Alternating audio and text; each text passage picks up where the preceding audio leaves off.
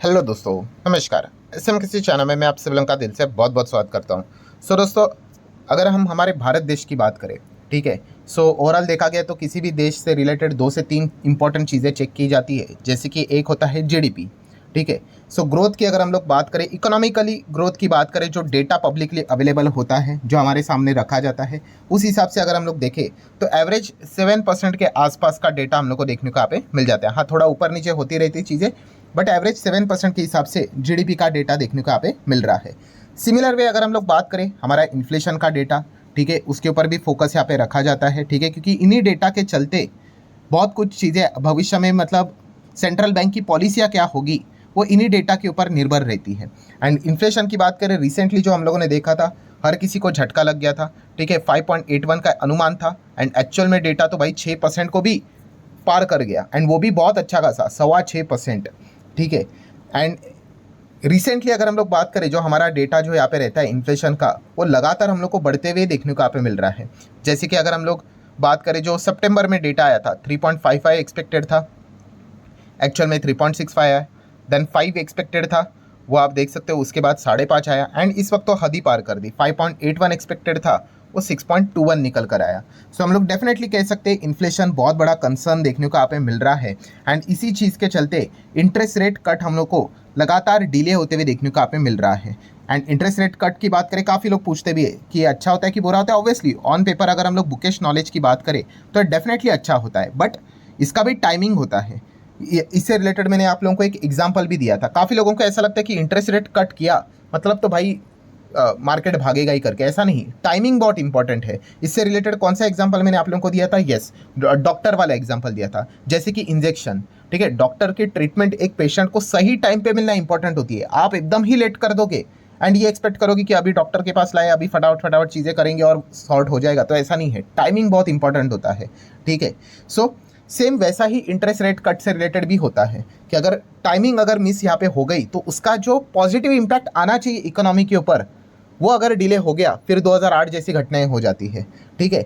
इसलिए interest rate cut से related हर कोई इंतजार करता है, बट फिलहाल जिस प्रकार के इन्फ्लेशन देखने को मिल रहा है, हर किसी की उम्मीद टूटते हुए देखने को मिल रही है। एंड उसके बाद जो फोकस चला जाता है वो आरबीआई की ओर ही फोकस रहता है कि आरबीआई क्या बोल रहा है। आरबीआई क्या बोल रहा है मतलब आरबीआई के गवर्नर क्या बोल रहे हैं, उन्हीं के ऊपर फोकस रहता है। रिसेंटली आरबीआई गवर्नर का एक और लेटेस्ट इंटरव्यू हम लोग को देखने को मिल चुका है, उसी के ऊपर हम लोग का फोकस भी रहता है। एंड वही चीज़ें मैं आप लोगों के सामने यहाँ पे रखना चाहूँगा, तो आप भी अपडेटेड यहाँ पे रह पाओगे। सबसे पहले आप यहाँ पे चेक कर सकते हो दोस्तों कि आरबीआई गवर्नर ने क्या यहाँ पे बात, एक एक पॉइंट सामने रखेंगे। सबसे पहले उन्होंने बोला कि हमारे इंडियन इकोनॉमी की बात करें, Indian economy capable of handling global shocks. तो ऐसा क्यों बोला जा रहा है? ग्लोबल शॉक्स मतलब क्या? तो जियोपॉलिटिकली जो भी चीज़ें होती है, तो इस चीज़ को फेस करने के लिए इंडियन इकोनॉमी सक्षम है। तो ये पॉइंट उन्होंने फिलहाल तो सामने रखा है। ये शुरुआत सबसे हुई थी रशिया वर्सेस यूक्रेन से, अगर शॉर्ट पीरियड की अगर हम लोग बात करें तो, ठीक है। रशिया यूक्रेन के साथ ये डिस्टर्बेंस स्टार्ट हुआ था, फिर मिडल ईस्ट में ये डिस्टर्बेंस देखने को मिल गया, एंड उसके बाद अमेरिका में इलेक्शन देखने को मिल गया, वहाँ पे जो सरकार बदलते हुए देखने को मिल गई, ट्रम्प चुनकर आ चुके हैं। वो भी अपनी पॉलिसियाँ बदलेंगे, एंड अमेरिका की जो भी पॉलिसियाँ चेंज होती है उसका डायरेक्ट इम्पैक्ट दुनिया भर के देशों के ऊपर पड़ते हुए देखने को मिल जाता है, जिसमें हमारा भी देश आ जाता है। यही वो पॉइंट बताने की कोशिश कर रहे हैं कि इस प्रकार का अगर कोई भी शॉक अगर आ भी गया ग्लोबल लेवल से, तो भी हमारी इकोनॉमी काफ़ी स्ट्रांग है कि उस शॉक को वो एब्जॉर्ब कर ले, हैंडल कर ले करके। देन अगर हम बात करें तो सेम वही चीज़ उन्होंने रिपीट भी यहाँ पे की है कि Indian economy remain the strong, आगे भी यहाँ पे स्ट्रांग रहेगी। ग्लोबली कोई भी इवेंट यहाँ पे देखने को मिल जाए तो उसका जो इम्पैक्ट है बहुत ज़्यादा नेगेटिवली हमारी इकोनॉमी के ऊपर नहीं होगा। एंड खास करके अगर हम बात करें तो उन्होंने इस चीज़ को यहाँ पे हाईलाइट किया कि कोविड-19 के बाद अगर इकोनॉमिकली रिकवरी की बात करें तो सबसे बेस्ट अगर परफॉर्मेंस रहा है दुनिया में किसी का, तो हमारे भारत देश का ही रहा है। ये पॉइंट आरबीआई गवर्नर ने लेटेस्ट अपने इंटरव्यू स्पीच में यहाँ पे सामने यहाँ पे रखा हुआ है। देन अगर हम लोग बात करें दोस्तों तो उनके जो भी स्पीचेस हम लोगों को देखने को मिल जाते हैं, ठीक है, इसमें हर कोई इंतजार कर रहा था कि वो फॉरेन एक्सचेंज के बारे में क्या बोलेंगे। मतलब देखिए, फॉरेन एक्सचेंज रिजर्व्स की बात करें तो लेटेस्ट हम लोगों ने देखा था कि हमारा फॉरेन एक्सचेंज रिजर्व ज़बरदस्त गिरा था। कब कहाँ तक गिर के रुक गया? $675.65 बिलियन का हमारा रिजर्व हो चुका है, जो कि अभी कल जो लेटेस्ट डेटा निकल कर आया था 8 नवंबर के हिसाब से $6.5 बिलियन नीचे देखने को मिल गया। ठीक है, सो इससे रिलेटेड भी उन्होंने कुछ पॉइंट्स यहाँ पे सामने रख दिए कि जैसे कि अभी आप लोगों को पता है $675 बिलियन का फॉरेन एक्सचेंज रिजर्व फिलहाल तो हम लोग को देखने को मिल रहा है। स्टिल वो कह रहे हैं कि ये अच्छा डेटा है। ठीक है, जैसे कि उन्होंने बताया कि ये जो डेटा देखने को मिला है $675 बिलियन का, ये largest foreign exchange reserves in the world है। ठीक है, so no doubt plus minus यहाँ पे होते रहते हैं, बट ओवरऑल अभी भी देखा गया लार्ज कॉन्टेक्स्ट में तो $675 बिलियन का फॉरेक्स रिजर्व काफ़ी अच्छा खासा देखने को मिल रहा है। ये पॉइंट फिलहाल तो उन्होंने सामने यहाँ पे रखा हुआ है। देन हर कोई इंतजार कर रहा था किस चीज़ के चलते, ऑब्वियसली इन्फ्लेशन के बारे में वो क्या बोलेंगे, क्योंकि यही से हम लोग को कुछ हिंट्स मिल जाते हैं कि क्या वो रेट कट के बारे में सोचते हैं भी या नहीं। ठीक है, हालांकि वो MPC के मेंबर में देखा गया तो 6 मेंबर होते हैं, उनमें से वो एक ही मेंबर है, बट फिर भी वो एक सेंट्रल बैंक के गवर्नर है, तो ऑब्वियसली उनके बातों में काफ़ी वजन देखने को मिल जाता है। सो इन्फ्लेशन की बात करें तो सबसे पहले तो उन्होंने यही कहा है कि वो एक्सपेक्ट करते हैं कि इतने ज़्यादा पीरियडिकल हम लोग को देखने को मिल रहे हैं, उसके बावजूद इन्फ्लेशन एक मॉडरेट स्थिति में ही देखने को मिलेगा, ये उनका अनुमान है। ठीक है, वो एक्सपेक्ट कर रहे करके, क्योंकि रिसेंटली जैसे अभी मैंने आप लोगों को बोला कि सितंबर का डेटा देखने को मिला था 5.5%, एंड अभी का जो डेटा हम लोग को निकल कर आते हुए देखने को यहाँ पे मिला अक्टूबर का 6.2%। ठीक है, ये इतना हेवी देखने को मिला। इसके पीछे की जिम्मेदारी भी उन्होंने बताई कि just because of food inflation out of control चला गया, ओवरऑल इन्फ्लेशन का डेटा यहाँ पे बिगड़ गया करके। हालांकि पीयूष गोयल जी आप सभी लोगों को पता ही है, तो उन्होंने ये स्टेटमेंट दिया था कि भाई हर वक्त अगर फूड इन्फ्लेशन को ही देखकर अगर हम चलेंगे तो फिर इन्फ्लेशन का नॉर्मलाइज होना, नॉर्मल मतलब 4% के आसपास होना, ये काफ़ी मुश्किल यहाँ पे हो सकता है करके, इसीलिए वो कह रहे थे कि रेट कट होना चाहिए करके। अभी देख लेते हैं आगे क्या होता है करके, बट ये शक्तिकांता दास जी ने यही कहा है कि फूड इन्फ्लेशन के चलते ये दिक्कतें हम लोग को देखने को मिल रही हैं। नेक्स्ट दोस्तों, उन्होंने एक ज़बरदस्त बात यहाँ पे सामने बोली, इसी चीज़ की चर्चा अभी हम लोग को यहाँ पे इकोनॉमिक विंग्स में फिलहाल तो देखने को यहाँ पे मिल रही है। मतलब इन्फ्लेशन की बात करें तो उन्होंने एक एग्जाम्पल यहाँ पे दिया है, जैसे कि इन्फ्लेशन ये एक हाथी जैसा है। ठीक है, एंड उन्होंने ये बात फिलहाल तो यहाँ पे बोली है, क्या बोली है, नाउ द एलिफेंट। ठीक है, एलिफेंट मतलब वो इन्फ्लेशन की बात यहाँ पे कर रहे हैं। Now the elephant has gone out of the room for a walk, then it will go back to the forest.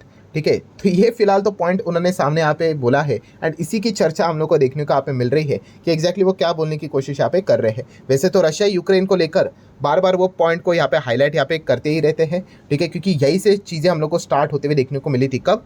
जब रशिया यूक्रेन में वॉर स्टार्ट यहाँ पे हुआ था, इन्फ्लेशन काफ़ी ऊपर चला गया था, बट उन्होंने यही कहा कि जब RBI ने उस वक्त काफ़ी ज़बरदस्त तरीके से सूझबूझ कर ही डिसीजन यहाँ पे ले लिया, एंड बाकी कंट्रीज़ क्या जिस प्रकार के मॉनेटरी पॉलिसी में बदलाव कर रहे थे, तभी भी RBI ने यहाँ पे कोई भी बदलाव यहाँ पे नहीं किया।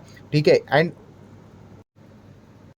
मतलब वो इन शॉर्ट ये यही कह रहे थे कि काफ़ी सारे कंट्रीज़ ने क्या किए थे, नोट प्रिंट किए थे, बट हम लोगों ने इस प्रकार के कोई भी डिसीजन तभी नहीं लिए थे। ठीक है, सिर्फ वेट एंड वॉच का ही स्टैंड यहाँ पे अपनाया था, और उन्होंने यही कहा है कि सम टाइम कुछ भी ना करना ही एक इम्पॉर्टेंट चीज़ यहाँ पे होती है।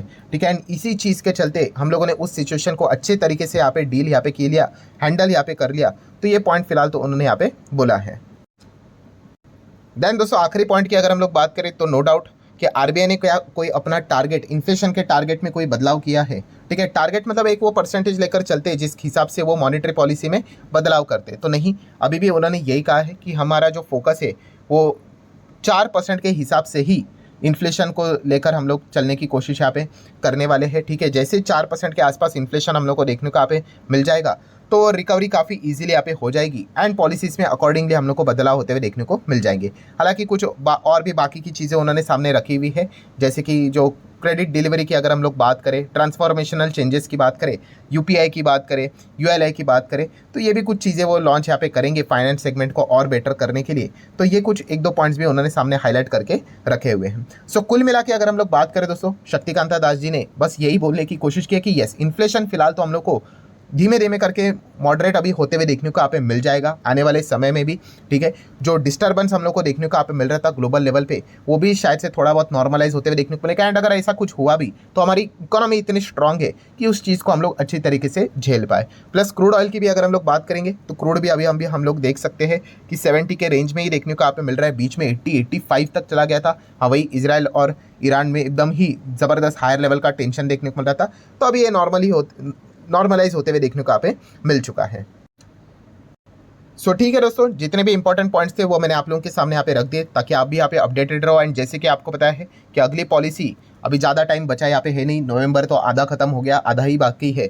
सो दिसंबर की अगर बात करें तो 4 से 6 तक हम लोग को ये पॉलिसीज आते हुए देखने, मतलब 6 दिसंबर को पता है यहाँ पे चलेगा कि आरबीआई ने आगे जाके क्या फैसला लिया है करके, ठीक है। एंड उसके पहले जितने भी आरबीआई गवर्नर के इंटरव्यूज रहेंगे, जो भी इंपॉर्टेंट उनके बाइट्स रहेंगे, वो मैं आपके सामने यहाँ पे रखने की कोशिश करूंगा, तो आपको भी ओवरऑल मूड माहौल मार्केट का कहाँ पे जा सकता है इंटरेस्ट रेट कट को लेकर, ठीक है, वो आपको समझ में यहाँ पे आ जाए करके। सो ठीक है दोस्तों, आशा करता हूँ ये वीडियो हेल्पफुल लगा होगा, तो चाहो तो लाइक एंड शेयर कर सकते हो। मिलते हैं अगले वीडियो में, तब तक के लिए बाय बाय।